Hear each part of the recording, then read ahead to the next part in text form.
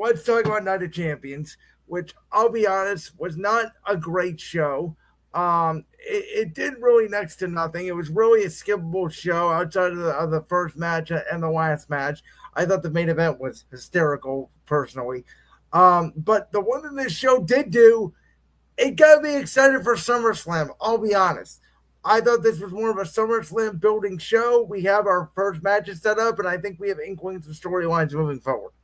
Yeah, which I told you they were going to have Jade Cargill win that match. Yeah, you did. I did not think that they were going to put the King and Queen of the Ring on the same brand, but I guess technically because Cena is going to be on Raw and SmackDown, which I want to get to Cena because I think there's actually a lot of news here around Cena that a lot of people haven't thought about, and that is the fact that he only has 15 dates left. Yeah, and I believe one of those is here in Cleveland, July 25th. It's actually not going to be. He's actually not going to be in Cleveland. He's going to be in San Antonio, July 18th, and then he's going to be in Brooklyn, August 1st, and then SummerSlam. Oh, wow. So he's not coming to Cleveland. No. So if you want to go see Cena, make your plans for Boston, December 13th for Saturday night's main event. Yeah. Yes, because Saturday night's main event is going to be so good with Goldberg versus Gunther. Yay! I was in the news. I don't know if you saw this. I've been in the news on the internet over the last couple of days, feuding with our favorite pal Dave Meltzer. I have not seen this. I have been in the news back and forth with him on your favorite wrestling program, All Elite Wrestling, and All In, about the ticket distribution and the gate and what those numbers actually mean. And I have a tweet right now that has 75,000 views and counting. That's awesome. By the way, I cannot wait for All In. That the card is looking freaking fantastic. Basically, here's the discussion that me and Dave have, which you're probably going to side with Dave on this. And I know this has nothing to do with Night of Champions, but since you haven't seen it, I'm going to tell you. So Dave sent out a tweet last week that basically said AEW All In is doing historic metrics and all this. And I said, well, Dave, they have a good showing for tickets out of a 40,000 seat arena. They sold about 20,000 tickets. But I said, for you to make it sound like, oh my God, it's the greatest success ever, is bullshit. Because I think even you would admit, and everybody in AEW would admit, they would have loved to sell 30 or 40,000 tickets to that show. And Dave came out and said to me, well, you're an idiot. You don't know anything about wrestling. It's only about the gate number. They have the best, highest gate outside of WWE since WCW. And I said, yeah. You know why? Because the tickets are so expensive because it's called inflation. Wow. Did Dave respond to that? Yeah, he called me an idiot. and then I got into it with the fans of AEW who have been chastising me that WWE only sells 10,000 tickets in a 20,000 seat arena, and I said, yeah, but those 20,000 seats turn into about 15,000 or whatever because of the stage size, and AEW is the same except for they're in a stadium, and I'm sorry, for their first stadium show in North America, having 20,000 seats is good. It's not great. That's all my argument has been, and people are saying I'm an idiot over it. I'm not going to say you're an idiot for it, but it's good, but my argument is it is your first stadium show in North America. Like, Texas is such a hot wrestling market. I thought they were going to sell 40 to 50,000 tickets. 20,000 does feel small for a Texas Global, whatever it's called, stadium. Yeah, Globe Life Field where the Rangers play. By the way, Tony Khan has already announced that All In is going to be back at Wembley next year. It's just because Coldplay is playing at Wembley this year. And again, the first time they were at Wembley, they did 81,000 fans, and I said, that's great. Let's see if they can duplicate it. I think they only did like 40 to 50,000, which is still a good number, but it broke the gate record. Yeah, because you charge more for the tickets. Like, and I yell at WWE about this all the time because every WrestleMania they go, "Oh, we have another gate record broken." They're gonna say in Cleveland in 2 weeks, "We broke the record for the highest gate in SmackDown history in Cleveland." Yeah, you know why? Because I had to pay out the wazoo for my tickets. Yeah, and I won't have to do that when AEW comes here on August 6th. I will be at Dynamite almost assuredly with C-Boss and a couple other friends. Okay, I have one gripe to make about AEW. So I saw this last night. They're doing this match between the Young Bucks and Swerve. I am loving this feud. Don't you dare shit on this. Don't you dare. I'm gonna shit on the stipulation of the match. Oh my god, the stipulation is fantastic. Here's why. There's no way in hell the Young Bucks are giving up their titles. Oh my god. So you didn't see the other part of this then?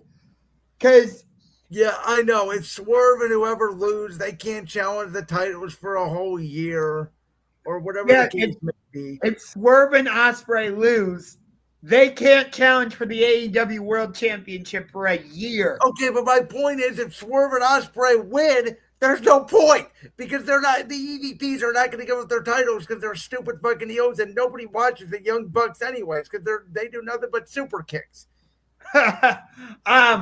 This is gonna.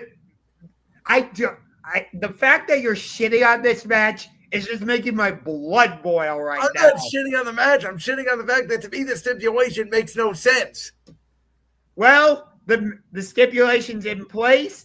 If the Young Bucks lose, they give up their EVP titles. Which again, they're not. So either you know they're gonna win, or B, they're gonna make up some bullshit. Oh, we're just gonna have another title.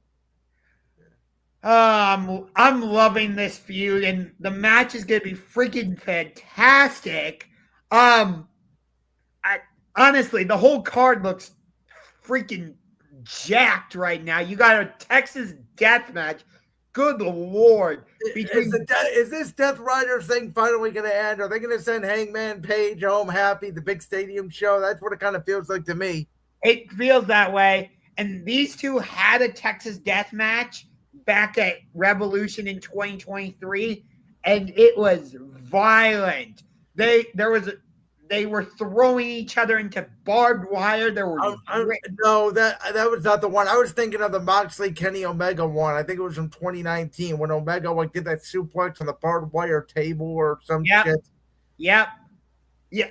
When AEW does these type of stipulation matches, they get brutal. It's basically ECW 2001. Again, if you like that stuff, you love it. If you don't, you don't.